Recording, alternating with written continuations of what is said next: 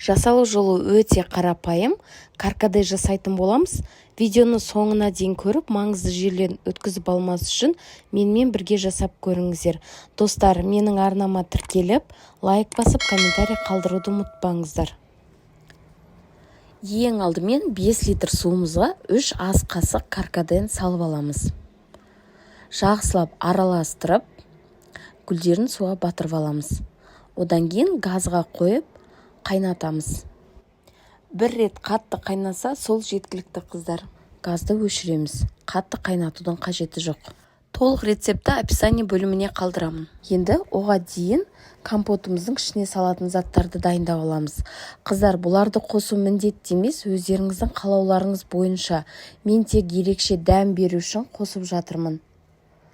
Бір лимон мен бір апельсинді пайдаландым, ортасынан бөліп, тек жартысын ғана қостым.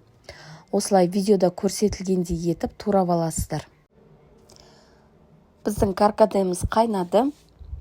Қайнағаннан кейін астын өшіреміз. Түсі өте әдемі болып шығады. Енді осылай сүзгішпен гүлдерін теріп алып тастайтын боламыз. Ыстық кезінде қантты қоссаңыздар жақсы ериді. Мен бұл жерде 200 грамм қантты қостым. Жақсылап араластырып, суытуға 1-2 сағатқа қойып қоямыз. Каркадені суытып алғаннан кейін графинге құямыз. Мята, апельсин, лимонымызды салып, суып тұрған каркадені үстіне құятын боламыз. Артық заттары кетіп қалмас үшін осылай сүзгіштен сүзіп алсаңыздар болады.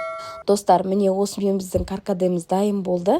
Міндетті түрде жасап көріңіздер, отбасыларыңызға ұнайтынына сенімдімін. Достар, қазақша фудблогтың дамуына өздеріңіздің үлестеріңізді қосып, тегін лайктарыңызды аямай, комментарий қалдырып, мені қолдап кетулеріңізді сұраймын. Достар, осы рецептмен өздеріңіздің жақындарыңызбен, құрбыларыңызбен бөлісіп, жасап көріңіздер. Видеоны соңына дейін көрген болсаңыздар, назарларыңызға көп-көп рахмет. Менімен бірге жасап көріңіздер. Бұдан да басқа каналымда жасалу жолы өте қарапайым рецепттер бар. Сіздермен болған мөлдір ас болсын.